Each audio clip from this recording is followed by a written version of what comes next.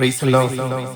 സംഗീത പ്രമാണിക്ക് ദൂരസ്ഥന്മാരുടെ ഇടയിൽ മിണ്ടാത്ത പ്രാവ് എന്ന രാഗത്തിൽ ദാവീദിന്റെ ഒരു സ്വർണഗീതം.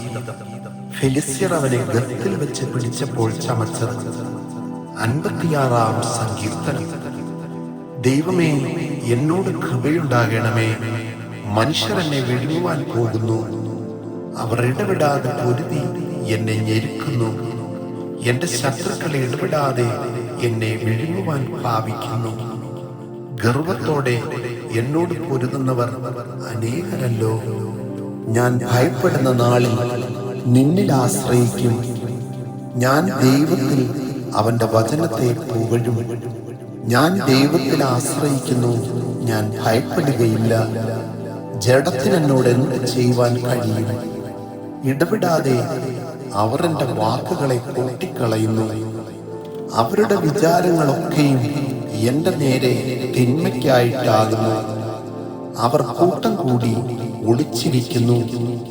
എൻ്റെ പ്രാണനായി പതിയിരിക്കും പോലെ അവർ എൻ്റെ കാലടികളെ നോക്കിക്കൊണ്ടിരിക്കുന്നു. നീതികേടിനാൽ അവർ ഒഴിഞ്ഞു പോകുമോ? ദൈവമേ, നിന്റെ കോപത്തിൽ ജാതികളെ തള്ളിയിടണമേ. നീ എൻ്റെ ഉഴൽച്ചകളെ എണ്ണുന്നു. എൻ്റെ കണ്ണുനീർ നിന്റെ തുരുത്തിയിലാക്കി വെക്കണമേ. അത് നിന്റെ പുസ്തകത്തിലില്ലയോ? ഞാൻ വിളിച്ചപേക്ഷിക്കുമ്പോൾ തന്നെ എൻ്റെ ശത്രുക്കൾ പിന്തിരിയുന്നു.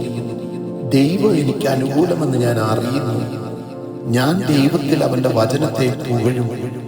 ഞാൻ യഹോവയിൽ അവന്റെ വചനത്തെ പുകഴും. ഞാൻ ദൈവത്തിൽ ആശ്രയിക്കുന്നു, ഞാൻ ഭയപ്പെടുകയില്ല. മനുഷ്യൻ എന്നോട് എന്ത് ചെയ്യുവാൻ കഴിയും? ദൈവമേ, നിനക്കുള്ള നേർച്ചകൾക്ക് ഞാൻ കടപ്പെട്ടിരിക്കുന്നു. ഞാൻ നിനക്ക് സ്തോത്രയാഗങ്ങളെ അർപ്പിക്കും.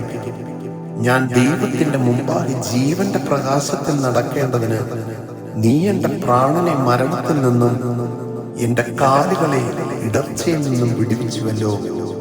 ആമേൻ.